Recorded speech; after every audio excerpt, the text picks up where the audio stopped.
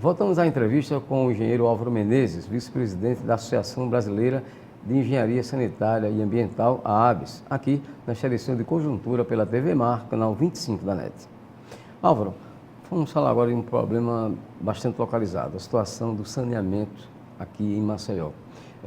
Recentemente, a Prefeitura e o Governo do Estado trocaram acusações. Na verdade, a Prefeitura que acusou a Casal, né, que pertence ao Governo do Estado, de contribuir para aumentar, inclusive, a poluição aqui, jogando dejetos, segundo a denúncia da Prefeitura, na rede coletora de águas pluviais. Você, como presidente da Casal, que foi presidente da Casal até dezembro do ano passado, como é que você avalia essa questão? Até onde realmente a Casal tem culpa nessa história?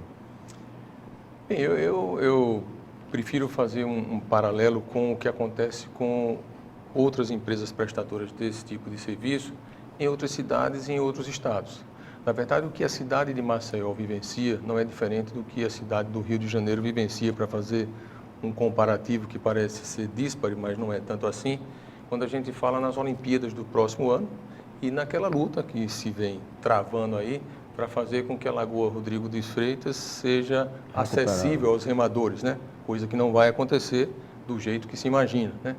E se a gente for falar numa questão também que é muito recorrente nas cidades litorâneas, que é a presença das línguas negras, a gente pode fazer uma avaliação do porquê essas línguas negras têm surgido com mais frequência nos últimos anos, né?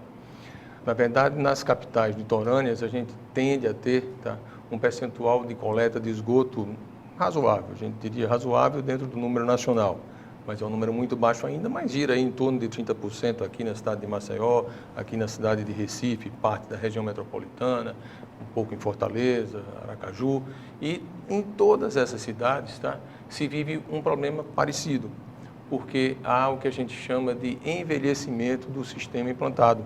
São sistemas que já ultrapassaram a sua vida útil em alguns bons anos.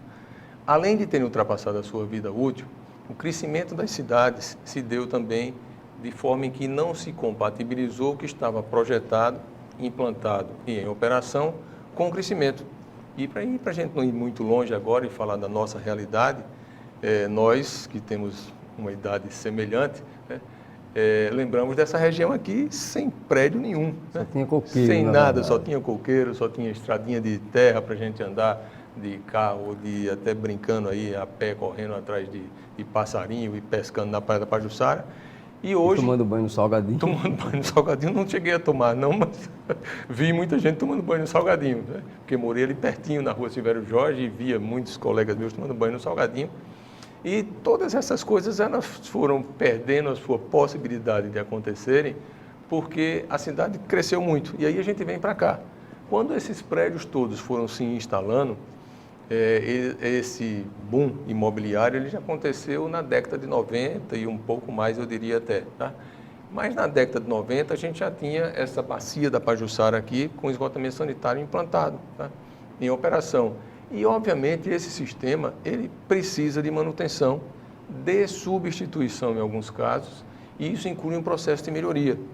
Essa melhoria ela se fazia e se faz ainda na Casal de forma gradual. Apareceu o problema, corrige. Né?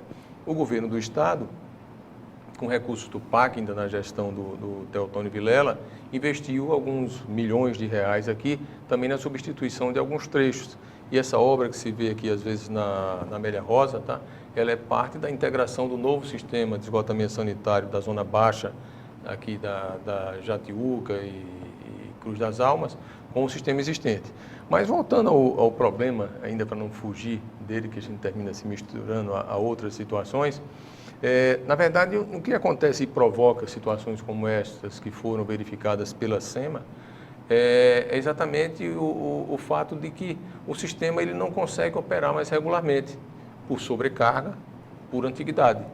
E essas situações, elas fazem com que em algum lugar ele transborde. Então, esgoto ao transbordar, ele vai para a galeria de água pluvial e não tem jeito, vai bater num corpo d'água. No caso de Maceió, o corpo d'água é o mar, tá?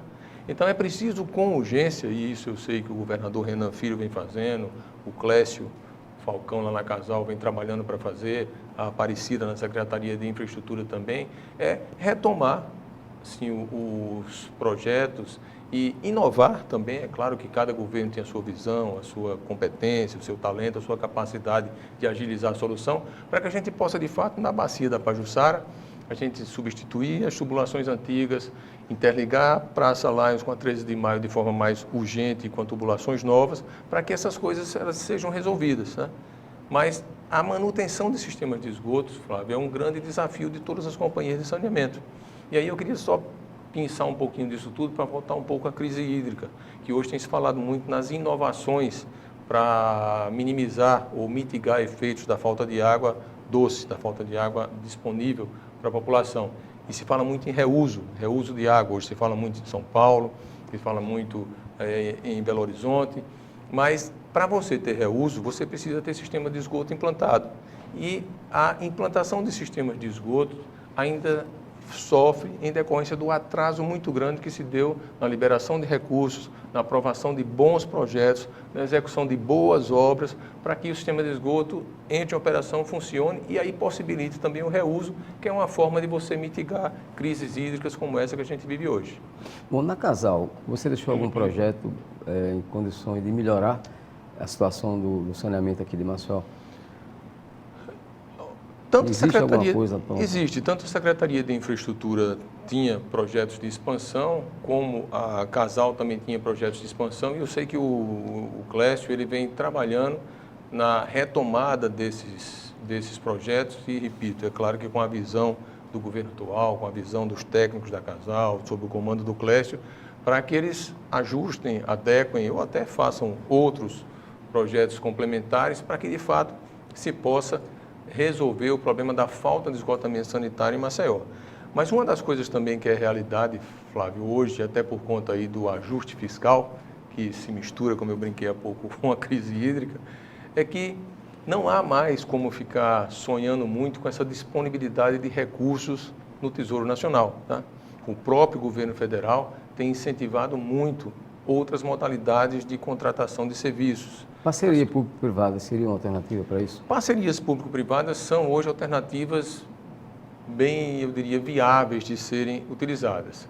Mas como todo contrato, e a parceria PPP, para a gente simplificar, é um contrato como outro qualquer de prestação de serviço, ele tem duas partes. O contratante, que gerencia o contrato, e o contratado, que executa. Se essas partes elas não conseguem se administrar para que o objeto do contrato seja bem cumprido, cada vez fica mais difícil, aí você pode utilizar qualquer modalidade e não vai chegar a lugar nenhum. Mas as PPPs têm avançado muito no Brasil.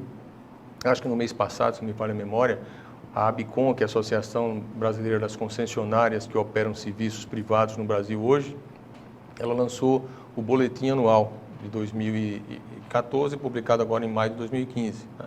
E por esse boletim se vê que as PPPs têm avançado e por meio de PPPs as empresas privadas garantem investimentos nos próximos 30 anos de aproximadamente 20 bilhões. O governo federal garante isso só com conversa. É o PAC de 190 bilhões, é um PAC de 300 bilhões e a gente olha a realidade do Brasil e nada disso aconteceu. Ficou muito na promessa, na boa vontade, na boa intenção e não se resolveu. Então é preciso, de fato, começar a se desvencilhar dessa visão dependente de governos, dependente do Tesouro Nacional e estados pobres como Alagoas, outros estados do Nordeste, buscarem as suas alternativas. PPP é uma delas, concessão plena é outra, quando você tem um município querendo passar o serviço para operação por um privado, um contrato de terceirização por performance. Então, existem formas. É preciso, de fato, assim, tentar encontrar a possibilidade de fazer. Não é fácil, tá? Mas é preciso perseverar na busca da solução. Nesse contexto, o que você teria a nos dizer em relação à Casal, a situação econômico-financeira da Casal? A privatização seria a mesma saída para a Casal ou existe alternativa, existe saída, solução para a Casal dentro da gestão pública? Eu vou, assim, me permitir e pedir, assim, para não opinar sobre a Casal nesse sentido. Certo. Eu acho que posso contribuir para responder a sua pergunta falando de novo sobre o mercado nacional. O que tem acontecido hoje com as companhias estaduais de saneamento que se encontram, muitas delas, de situação financeira difícil da Casal não é única, tá? muitas delas nessa mesma situação, um balanço contábil, que é um balanço que demonstra que as empresas necessitam de investimentos para se tornarem capitalizadas e aptas a sobreviverem no mercado como empresas sustentáveis. Além disso, a necessidade de investimentos para que elas possam ampliar os serviços e recuperar, como a gente falava há pouco, os serviços de esgoto, por exemplo, mas os de água também já ultrapassaram sua vida útil e precisam ser recuperados. Então, na verdade, essa situação de dificuldade que empresas como a Casal vive, a Gespisa no Piauí vive também é um caso clássico, a Caema no Maranhão é um outro caso clássico também, e outros do norte do Brasil. Essa situação de inadimplência, vamos chamar assim, e de quase falência, do ponto de vista contábil, ela só se resolve se você, de fato, tiver algumas alternativas. Uma das alternativas é se o Estado, e nem São Paulo faz isso, for capaz de colocar alguns milhões de reais no capital da empresa para que ela se torne sólida e possa ir ao mercado captar recursos para operar. E também implantar o que se fala muito hoje, depois da crise da Petrobras, mas é uma falácia, porque de fato já existia, a tal da governança nas empresas públicas, tá? Federais ou municipais ou estaduais. A governança, em alguns lugares, ela já existe até com diretorias como na Petrobras, que tinha uma diretoria de governança que era acumulada pela Graça Foster. O que precisa ter, de fato, Flávio, é governabilidade. Governabilidade é um princípio definido pelo Banco Mundial, pelo Banco Interamericano, pela OCDE, como o compromisso que os governantes, os gestores, têm para fazer com que aquilo que é público seja bem administrado. Essa governabilidade a gente não tem no Brasil, tá? E isso dificulta muito a governança. E aí você tem que associar nas empresas públicas essa capacidade financeira com governança, com boa gestão, para que ela possa gerar resultados. Porque empresas que vendem água não devem dar prejuízo. Ok, muito obrigado ao engenheiro Álvaro Menezes, vice-presidente da ABS, Associação Brasileira de Engenharia Sanitária e Ambiental, pela sua presença aqui nesta edição de Conjuntura. E muito obrigado a você, telespectador, por nos acompanhar.